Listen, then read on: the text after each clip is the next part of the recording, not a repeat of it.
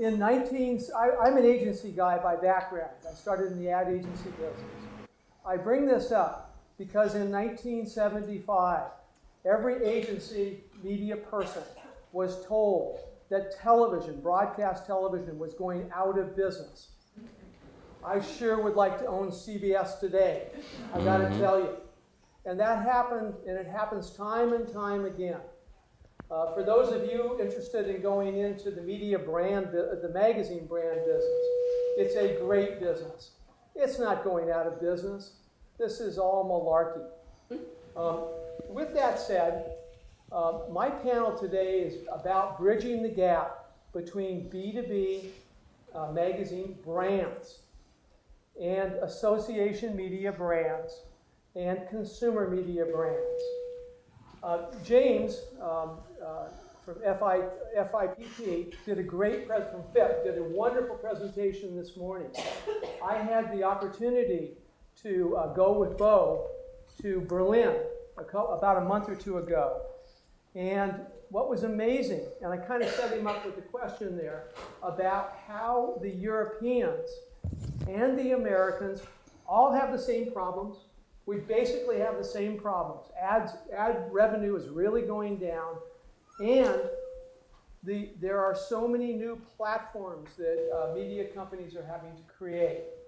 So with that as a backdrop here, what I've noticed, and he said about Europe, is there's a closing of the gap here. But I also think there's a closing of the gap in media, and that's why we're here. I have a wonderful panel of serious experts. You heard about John and his background. Kevin's background is fabulous. He's out of the consumer area and a bit of association business. Mike is the president of the AM&P, and that's the Association of Association Magazines, and of Connectiv, and that's the B2B field. And Alan is the head of communications for the Military Officers Association and has a tremendous background in media, particularly in the newspaper industry. I'm going to ask each of them to talk more about themselves. Alan, do you want to start? Sure. Thank you, John, very much. Good morning. Can you hear me? Very good. So my story starts with being in the newspaper industry for about 30 years before, in the last year and a half, moving to association work. So I started as a photographer at the Knoxville Journal before it went defunct. Afternoon newspapers were at a difficult time when morning newspapers were really taking off and swallowing up afternoon newspapers. So anyway, I started as a photographer and just really focused on wanting to tell good stories, wanting to be involved in making things better. And because a little bit of my background was going to the Rochester Institute of Technology, I was very interested in innovation. So everything I could do to be a part of what was going to be evolution, a new way of doing things, being the first to do digital photography, the first in online publishing, I wanted to be part of that. And I think just that drive alone probably propelled me into work that I had no idea I would be capable of doing. I never thought of becoming what I ultimately became, was the editor of several newspapers and a publisher of several newspapers. All I was focused on is how can we do this better, what can we do, and ultimately to drive revenue and success and audience. So for 30 years, that put me in was a publisher of New England newspapers most recently. It was a group of 4 newspapers located in New England. And when you talk about print being, dead, I think what we're seeing is a lot of adaptation going on. And in different markets, there's different opportunities. And we were taking advantage of being a market that did not have a whole lot of other competition. These regional newspapers, not a lot of other media were intriguing. So we were creating events, we were diversifying our platforms, we were introducing magazines. We opened a magazine while I was there that was making $30,000 a month in its first year. So there's still opportunity in the marketplace for print. That was exciting. But it just so happened that the opportunity to change industries has always been on my mind, to do something else and help others in a new way. I always saw being in newspapers as a public service. And the opportunity to work at the Military Officers Association came up because of a previous work relationship I had working for a publisher in Augusta, Georgia. He's the CEO and president of the Military Officers Association. Talk about wanting to make change happen. And just like you were talking, if it's something that needs help, that's going to draw me in. So I was enticed by how much he wanted to change the communications department, how he wanted us to integrate, and how we didn't want to have as many silos, the print silo, the online silo, and some of the other things that went on with internal communications. And so drawn to that, that's why I'm doing what I do today, is a chance to continue doing public service in a different way for associations. So our job in communications is to drive engagement for all audiences, to both entertain, attract, but mostly to gain and retain membership.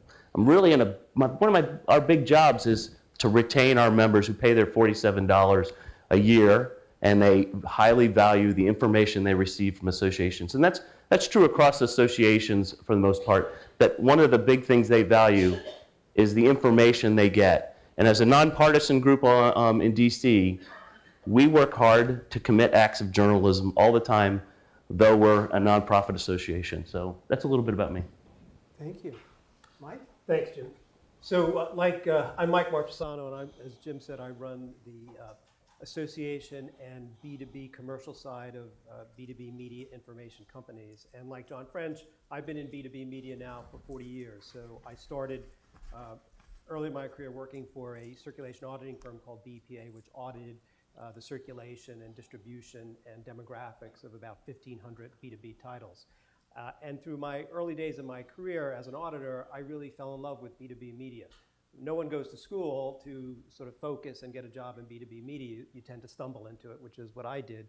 And working with really leading brands at the time, really got an education on what B2B media does, how it moves markets, how it educates, informs, helps companies succeed, helps individuals succeed, and was just transformed by the impact that B2B media had on audiences, on companies, and the global economy. And stayed at BPA for 21 years. I was going to stay a year, wound up staying for 21, was CEO for 5, then joined a media company, Nielsen Business Media. You know Nielsen from the tracking it does for media and consumer packaged good companies. I ran the business-to-business media operations, which was about 50 trade magazines, 50 trade shows, and a digital platform that supported it. And really had a sort of an understanding of B2B actually through its transformation from a print focus to a digital to an events. And that was sort of the start of the change of B2B media, and we weathered the storm of the economy, of the digital sort of transformation. Left there, went to work in M&A through a sort of a boutique media investment firm, and landed at the association that I'm running now 6 years. The big takeaway for me, and I think has come through the presentations over the last 2.5 days, and I think yesterday's presentation by Dennis Heck at Farm Journal, really if you looked at the portfolio, the profile of Farm Journal, to me, and in reflection of the presentations, it is a sort of a definition of B2B media today. Print is still part of the equation. It is not going away, but it has transformed itself to provide value and connectivity with the audience, because the audience has changed in the sense of how it wants to consume information. So print is an important part of it. It is not going away, but it has been redefined to provide value and connectivity. You have digital components, you have data information components, you have event components. And I think for the future and continued success of B2B, understanding your audiences and how they want to consume information, and then applying technology, because technology is allowing us through the tools in that toolbox to personalize information, to look at behavior, to look at personas of your audience, and to provide content that engages, informs, and educates. And that has always been the hallmark of B2B, and I do believe for B2B media, that is its future. And I'm still very excited about being part of that solution. Thank you, Mike. Kevin? My name is Kevin Shirin, and I'll start at the beginning and get to where I'm at today. So I'm thinking about all these students, and when I was in school, I worked nights in a bindery in a print shop, and so that's where I got infected with print and with paper, and worked my way into that business, stayed there for a long time, and eventually moved into marketing and agency side within a small a Christian nonprofit organization in Colorado focused on the family. Spent 10 years there managing the print of 9 publications at that time, and then eventually worked into overseeing those publications. We have 4 currently now. Our flagship publication focused on the family magazine is, we talk about being somewhat association. It's a controlled list that we send out to our constituency, communicating to them with the mission of presenting help for families to help families thrive. I appreciate Larry's literacy talk yesterday and just excited about seeing what's happening with that. But we really believe that helping families stay intact, helping parents raise their kids is how we can fight poverty, how we can help families thrive, how we can help culture. So that's the message that we carry in our publications. We have 3 other publications that are circulation or subscription driven for young children, and then for teen girls, which you heard from Pam yesterday with Rio. So the flagship list goes to about 200,000. It's communication about our other outlets. We have a big broadcast outlet, film, audio, Adventures in Odyssey, if you've ever heard any of that audio product. And some of those tie in through memberships, but our primary magazine is published as a controlled list, as a communication tool to introduce and to help our constituency. Thank you. John? You probably know enough about me that you already need to know. But, by the way, these type of seminars, I was just thinking as we were talking about solutions-based and stuff, and I know we're going to get to how media is coming together. 2 points. One is I don't want these things to be too successful, because then companies will learn and I'll be out of business. But I'm like, I can't tell you how many times I walk into a company, it's like someone broke the glass, right, and said, okay, and I walk in and it's like, I remember I said to CEOs, I say this all the time, I walk in and I'll say, so what's wrong? And they would say, why are you assuming there's something wrong? And I said, unfortunately, someone asked me to be here and it wasn't you, so I have to assume something's wrong. And we start from there. So in bridging over to where we are with this topic, I think, if it's okay to go in there, I come from primarily a B2B background, as we've said many times. However, in the last several years, and if you recall the slide I had up there about that circle in the middle of audience demographics and audience behavior, that's where I'm spending almost all of my time. And the reason I bring that up is because that is also across all media. That's just not B2B. That's consumer. That's anything. It could be associations. It's this focus of how they're coming together. And last year I did some work with a client that's more of a data company, and still working with them actually. And they specialize in the B2B. So their client list was all the major B2B companies in the industry. But the engine, the famous, I love this. Now it's going out of. But the tech stack, what the heck is a tech stack? I mean, I woke up one day and everybody's saying, what's your tech stack? Well, their tech stack is all the different platforms and software and what they've developed to solve problems. So they had a tech stack that was actually applicable beyond B2B. So we went up to New York. I have a lot of contacts in the consumer industry, and I can't tell you who the companies are, but we visited with 2 or 3 major, if I said the name, you'd know right away. And we went to their what was audience development, circulation, whatever you want to call it. And we sat down with them and said, well, tell us what you know about your reader. And the biggest of companies came back and said, well, I mean, it's a paid subscription, so we've got their credit card information. We know where we mail the magazine. We ask a few questions during the course of the year. And we say, let's take a look at the B2B subscriber. Let me tell you what we know about that person. And these people were astounded. And I think those worlds are starting to come together. I think there's an opportunity, and I am not an expert in the consumer industry, so if I'm off base, knock it down.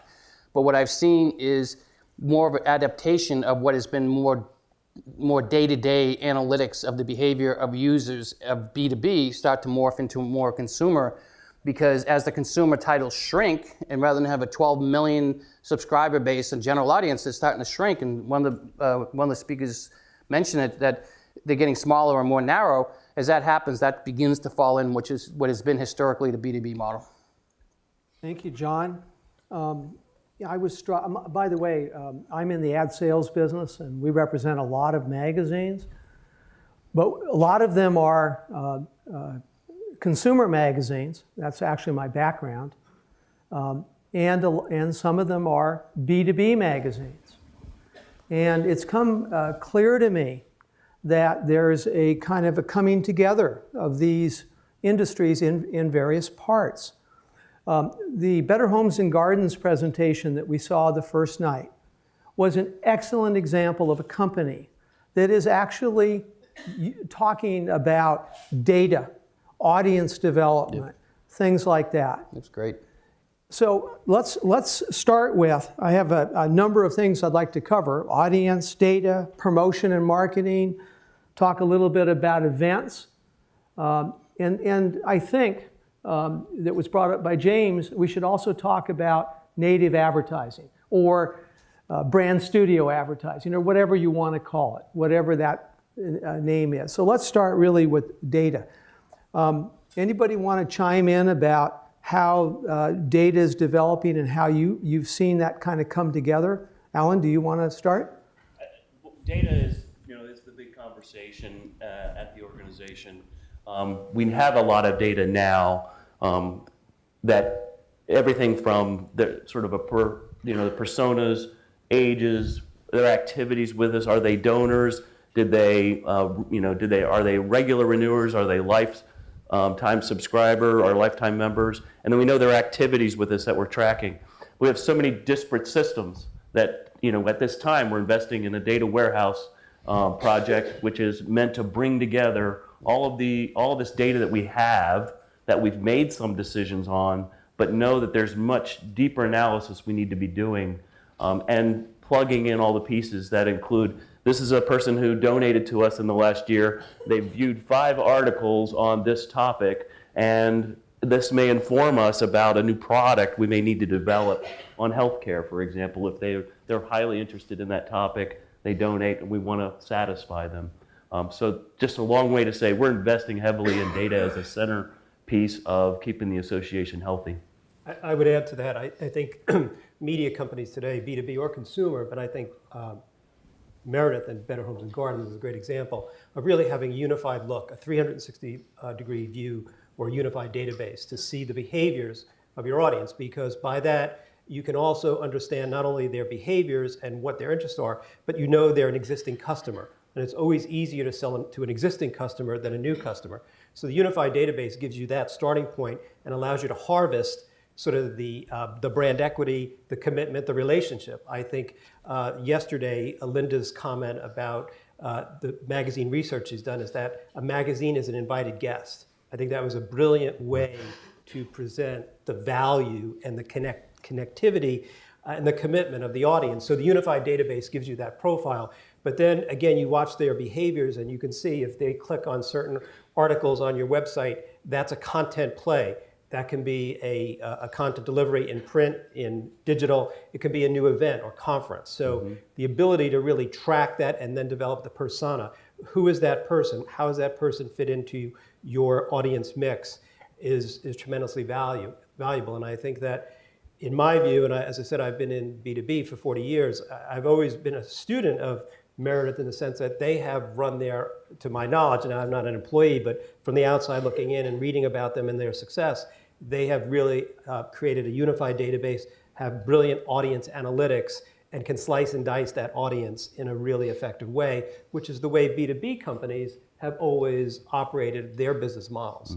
So I think, bridging the gap and just looking at success and product implementation, product success, I think that combination is and will continue to be an important part of success for media and information companies going forward. Kevin? Yeah, data, we're working a 40-plus-year-old organization, and we're working hard with data. And one of the things that we're doing now is trying to shape or to use the data to help shape our content development as we understand it better, as we go deeper with it. And so we're just in the process now with our next issue of our flagship to segmenting it into 2 different versions as we've understood the data and trying to deliver something as that invited guest that we talk about, deliver something that's more relevant, more connected, and better able to deliver our message specifically to that audience. So the data is a big issue for us in understanding, but also taking that understanding and applying it into what are we doing with different covers to present so that they'll pick it up and they'll engage with it deeper. So. Are there lessons to be learned for those of us that are learning more about data, mistakes that have been made that shouldn't, that we could all watch out for when you get a little into the weeds on data? John? I think a very practical example is the last several years, and I've seen a lot of media companies do this. And it's now moving off this, but about 10 years ago, 5 to 10 years ago, within media companies, the most important person in the company was the CTO, and everybody knew they had to get to a unified database, Mike, and it's absolutely true. Someone had a presentation, I think maybe Jay, I'm not sure who it was, but said, buy or build. And I saw a lot of companies build their own CMS, build their own platforms, spent millions of dollars doing it. And I've never been a believer in that. So some of the mistakes was, if you're going to do it, it's just like anything else. If they're a CMS company or they're building a tech stack and that's what they do every day, they're going to be vibrant, ahead of the curve, constantly investing, and they're not a media company and you're not a tech company. So if you need to build if you need to have that unified database internally, go out and find the best player and pay them, and they'll keep you up to date. And in all due respect, don't listen to the tech people, because the first thing they do, and I've had so many borderline arguments and meetings of people that I've been advising, where I have to pull the CEO aside and say, I love your tech person, he or she's fantastic, but they are not going to accept anything unless they build it, and they need to go, because you need to move forward. So if you're going to build anything, find the experts to build it, don't do it yourself. It's a great point, and it ties back to when publishers had their own printing operations. Right. It really made no sense. The technology investment, staying ahead of the technology curve, made no sense. And then we went through sort of audience circulation management. For a lot of companies, the idea was to move it to an outside expert who could stay ahead of the curve. And I agree 100%. You get technologists who want to build just for the sake of technology and for their own sort of development satisfaction, but does it tie into the mission, the core business opportunity for the company? And that's a critical mistake that often is made. If a media company develops their own tech stack, the day they launch it, it's obsolete. It's obsolete, yeah. I'll just add a small note is that it's been said a couple times, is making sure you're on brand and on mission, is that the data can lead you into places that aren't your brand and that are not your mission, but looks like, oh, I can make progress here. And just making sure you keep focus on what is your mission and does it match, and just being mindful of that. And that's true throughout the entire media operation, isn't it? I think to keep focus. So, I mean, with that said, talking about focus, why don't we chat a little bit about events? Events have been something that are becoming more and more popular on the consumer magazine arena, but have been very big in the B2B area and also the association area. Kevin or Mike? Kevin? Good. We have, as an organization, our publication, our media, our audio is our channels and outlets, but we also have events that happen. I'm sorry to say, we do a pretty poor job of connecting those dots. Here's my card for them. Thanks. But that's certainly on that radar of we're reaching out and we're being invited into different venues to host events and being able to connect the content being delivered at those events to ongoing relationship and content to that. We have small presence there, but they're not integrated tightly. So that's something just organizationally within our group. The mission's happening, but the connection of those outlets are not happening real well. So Mike? So from my view, both in the B2B media, from the commercial as well as the association side, events are a way to really extend the brand value and extend the relationship. I mean, events really take the content, whether it's delivered in print or online, regardless of the platform, and brings it to life. I mean, what's in the pages in print or online, the topics, the issues of the day, the challenges, the opportunities come to life, and the editor, the editorial team, and their relationships in the market their contacts become the speakers, and it just is another way to extend that relationship, the invited guest. The other opportunity is it allows for a really clear segmentation. So, for example, I've seen great sort of brand extensions in B2B. So doing sessions on emerging leaders in your business, doing the top women, top 40 under 40, top places to work. I mean, the opportunities are endless, just like an editorial calendar. And I think the other opportunity that we're seeing, which is sort of a sign of the times, since we're working in such a virtual world, the opportunity to come together for a face-to-face experience has also enhanced the value of events, because people need that connectivity. They need to compare notes. They need to see what the competition is doing. They need the opportunity for strategic partnerships. The idea of build versus buy, there's also the rent, the strategic partnership. So that becomes part of whether it's a conference or a trade show. So there are great opportunities to use and leverage events. The one thing about events that you have to be sensitive to, obviously, and it's the same thing whether it's the content delivered in print or in digital, it's not a lifetime annuity. It has to change. So you can't really say, well, for the next 3 years, I'm going to do the same sort of subject, same topic. It's got to change. It's got to be refreshed. It's really got to be sort of on the cutting edge. It's got to deal with what's not obvious, because when it's obvious, it's too late. So like good content, it has to lead the way and make people think, make them uncomfortable, because those are engaging events. Yeah, it diversifies the revenue. I think just a slightly different example from the newspaper past. So newspapers, we know, have been challenged with different revenues because they only had limited number of revenue streams. And I got really excited about events, doing them, because it was a whole new platform, and done right in the right market, they're an incredible experience of working the First Amendment and storytelling. If you're on brand and on mission in your market, just think about the ways you can tell stories and make money at the same time through events. It's a benefit for the existing audience, and it attracts new audience. So you're helping the whole community by doing a fruitful event. An example of one that's it's almost like gone across the nation like wildfire, but it started very small at a couple newspapers. It started one in Chattanooga, and then a newspaper I was at, we stole the idea and did it too. We're celebrating local community, the sports achievers. Who's the best lacrosse player, who's the best bowler. And these started small, but then they got big sponsorships, and then they've grown to where thousands of people will show up in an arena to celebrate these athletes, all in the name of a community event. And I think what's great about that is it plays right with the brand and the mission. Mm-hmm. Yeah, the other thing about trade shows is, when I was speaking earlier about remarks, they're still getting the highest multiples in deals. Now, I always come back to the deal because that's what I do. But good trade shows are actually getting higher multiples than really good websites and pure plays, and that's a huge deal.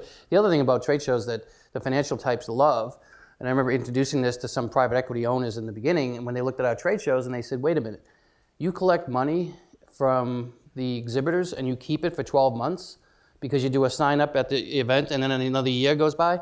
And they're like, is that legal? He's like, yeah, people prepay. And what happens is 90% of the revenue you have before you hit the event is already in your bank, and you're making money on that money.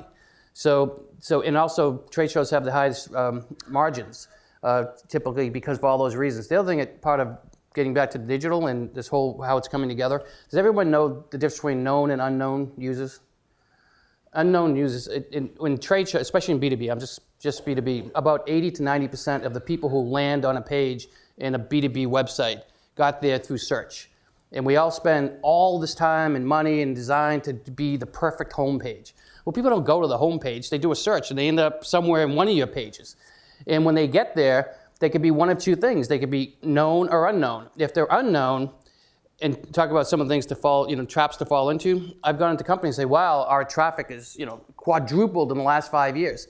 And I say, okay, what do you know about them? Well, we don't know anything about them, but it's quadrupled. It doesn't make any difference. I would rather have traffic double in the known and use things like cookies and other platforms to find out. The magic is when you go to a website and it's unknown, we don't know who that person is, we can trace where they're going. If we have the proper technology, when Jim hits the website, and this actually happens, and you see it in consumer business every day, it doesn't say, oh, hello, it says, hello, Jim. That's pretty dramatic. That's known. So when that occurs, then you can start building trade show attendance. I've seen it actually happen where you go to Jim and you say, Jim, you live in Orange County and the trade show is only 40 minutes from you by car, and it starts the day after tomorrow. We strongly encourage you to go, because you know what? And I've even said, well, the weather's not that bad this week. It looks pretty good. Get in your car and drive to this trade show. That's driving trade show attendance now. And that's the beauty of the data and where it's coming together and more consumerism going into B2B.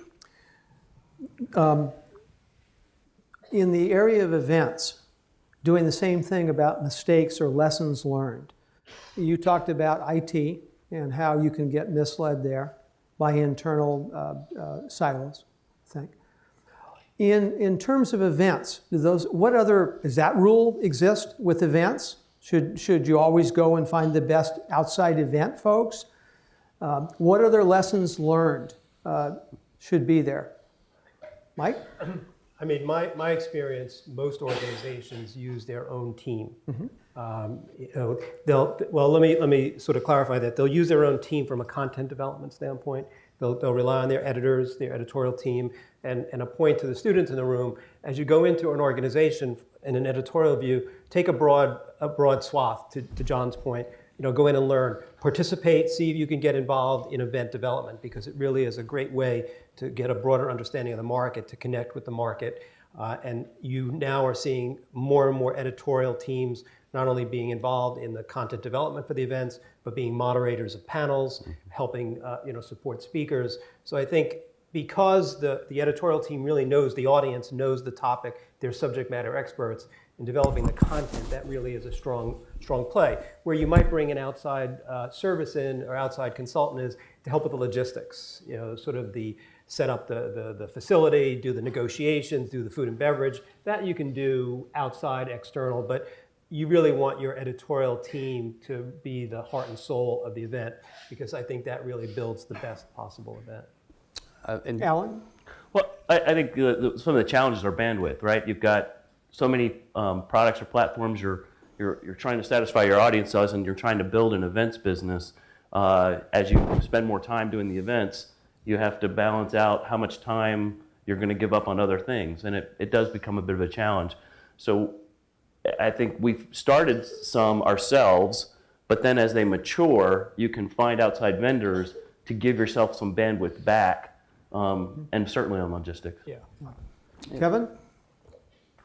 Well, I think, as I'm thinking about the whole event thing, I said we don't have that connection there. And some of that's an organizational issue. We do have an event staff that when we're hosting those events and doing that, that's our content being put out there.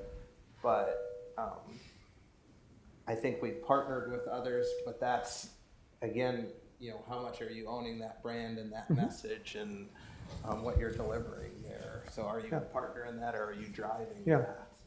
Yeah, John, I know you want to. No, just real short, in terms of trade shows, and Mike's point, the content producers are very important in a trade show. It's another medium, right? It's still content.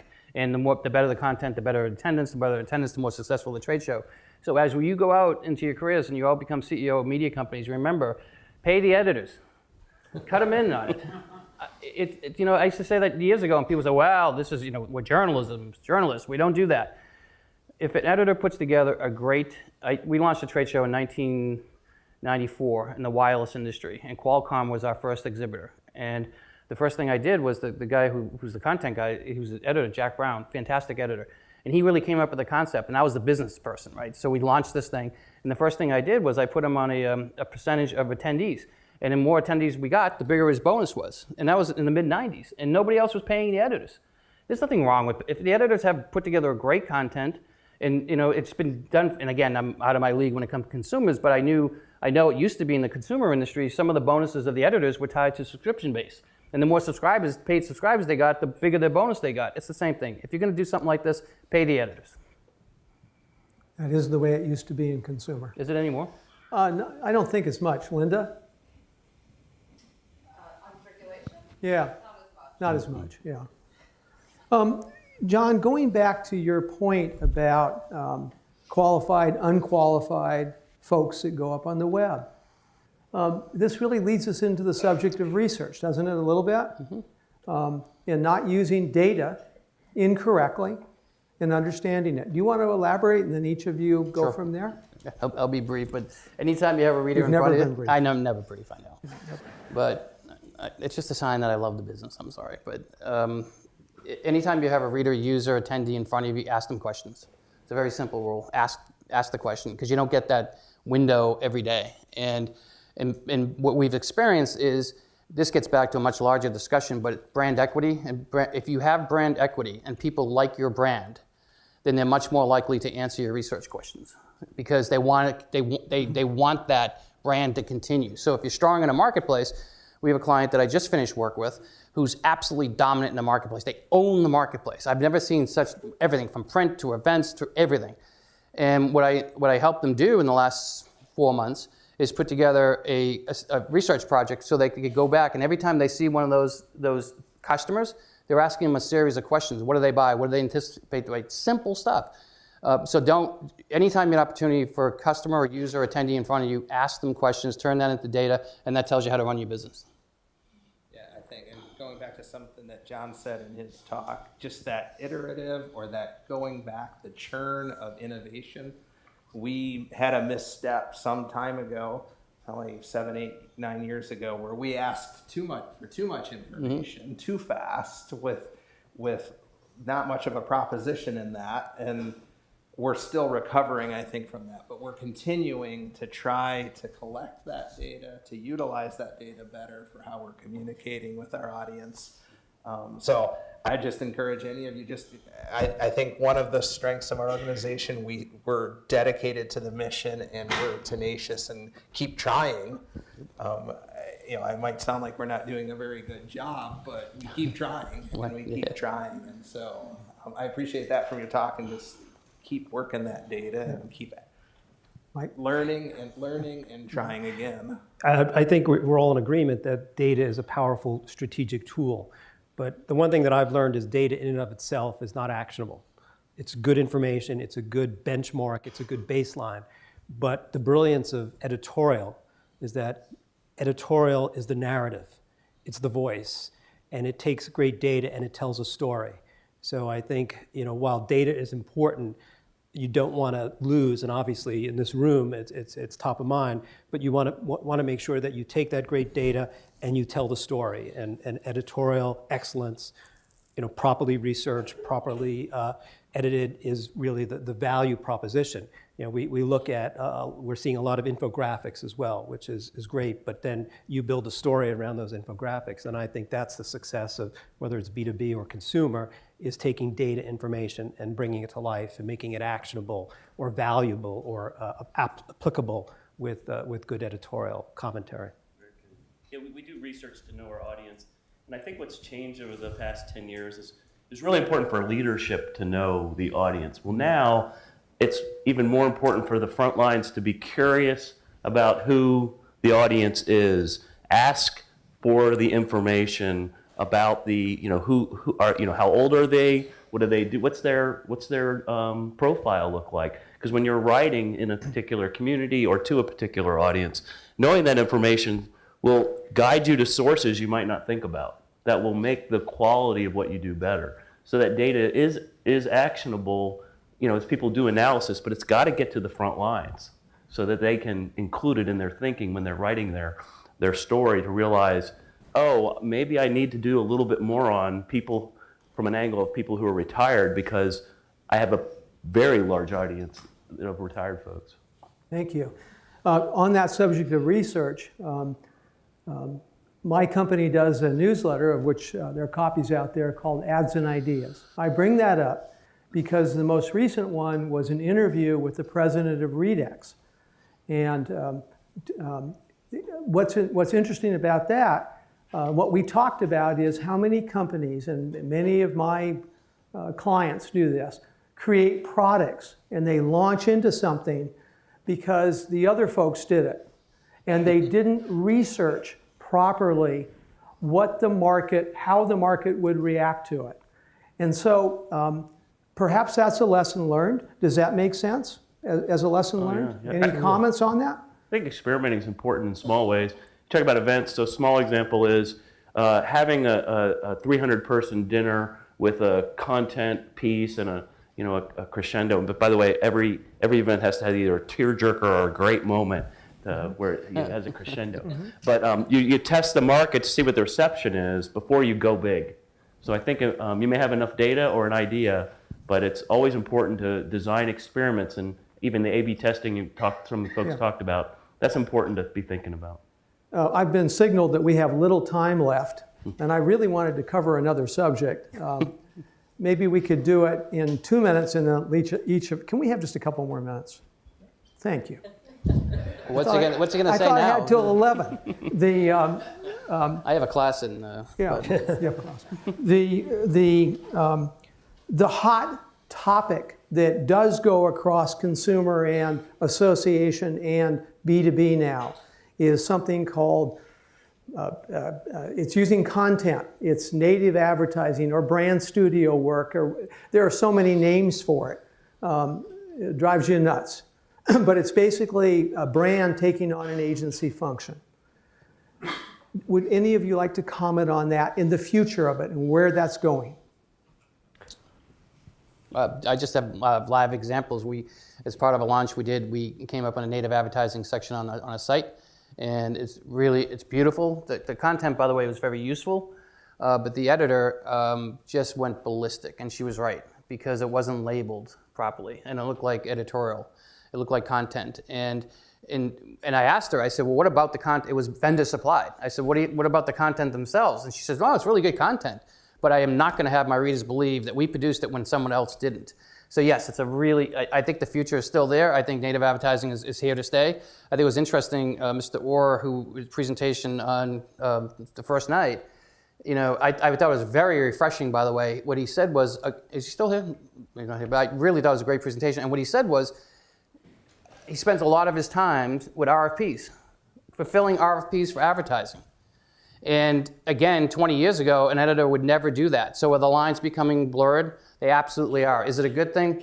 I don't know. I don't know. But the reality is, because of the economics of the media industry, more content people are more into the ad game than any time before. And the important thing is just to define the labels, what is and what isn't content, and most people are comfortable with that. And the final thing I've learned through studies of the famous millennials, we have 3 millennials as our children, so I have great respect, and I call them, and I say millennials, and they get really ticked off because it's labeling people, that's all it is. And I ask them, I say, you guys accept more non-editorial from vendors than any generation previously. And what they said was, if I trust the source, then a vendor giving me information, I'll believe it. And I'm smart enough to discern between the two, so don't insult me. Great point. I think the more things change, the more they remain the same. 30 years ago, 40 years ago, when I first started and media was really print, advertorials were what native is today. The only thing is technology has changed the way it's presented. It's delivered in a more sophisticated way through technology, but advertorials were always part of the mix. They were properly labeled, and that's the thing. There needs to be full disclosure. You do not want to do any type of fooling or misinforming your audience, because you will suffer from that. So clearly labeled is the opportunity. The other thing in native, what I've learned through conversations with a lot of the companies that were within the Connectiv membership, when the media company provides the content for native advertising, it pulls better than when the marketer provides it. Mm-hmm. And the reason for it is typically the marketer will provide a press release with some edited copy. The media company, they're editorial experts. They know the audience. They know how to tell the story. Obviously, it has to be properly disclosed. It has to be properly curated, but that's their subject matter expertise. So fast forward to the idea of a studio, a marketing opportunity. Marketers want to be publishers. Whether it's 3M, whether it's IBM, whether it's General Motors, they're not marketers, really. So working with a media company, that's the opportunity to create communication vehicles, marketing communication vehicles that provide value. Again, it has to be properly labeled, it has to be full disclosure, but I think that's a core competency that media companies can provide. So I guess we're going to wrap up. I see students have to get to class and so on. I'll do a quick wrap up, and I'll ask each of my panelists to spend just a minute on it. I think what I've gotten out of this is find the best for whatever the platform is that you're using, whether it's inside or outside. Don't always question why.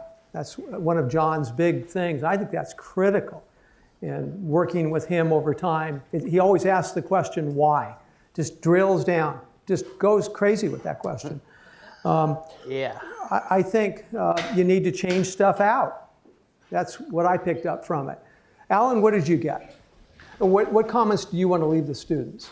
Well, I think for students, just I think realizing that it's a really exciting time to be doing this kind of work, and it's a matter of your willingness to be ready to do it in a different way than maybe you thought you were going to do it, and embracing that. Thank you, Alan. Mike? I think it's to Alan's point, it's a great opportunity. I think you bring a perspective because audiences are changing. You sort of, as students, you represent where media is going. You represent the behaviors, the patterns, the consumption, the needs, the ideas. So lean in, be a sponge, but bring your perspective, bring your point of view, because I think that leadership, that communication and leadership happens at every level. Whether you're 21, 41, or 101, you can bring that perspective to your organization. Thank you, Mike. Kevin? I think just continue on that innovation, but also back to the native advertising side of things. The skill, it's hard work to skillfully integrate that content. I think that's an area that we do exceptionally, whatever we're promoting organizationally, but that's hard work from an editorial standpoint to do that so that it's read, that it's received and responded upon from whatever call to action might be in there. But it's hard but rewarding work for the organization and for the message and mission of what your publication's doing. Thank you, Kevin. Great. I've been talking one way or another since 9:30, so I'm done. But I would say is, first of all, thank you for the opportunity to speak in this group, and especially with the students. And secondly, somewhere along, hopefully my email address is available on program or online. If anyone ever has any questions, guidance, just questions. One of the great things I'm doing now, I spend a lot of time worrying about my own career, and I built an okay one. And now I realize that one of the more rewarding things is start worrying about other people's careers and growth. So if I can help anyone with introductions, insight, anything, just email me. I'll be happy to do that. Thank you very much. And he's not kidding. He will. So with that said, thank you all. Thank you, Dr. Husney. And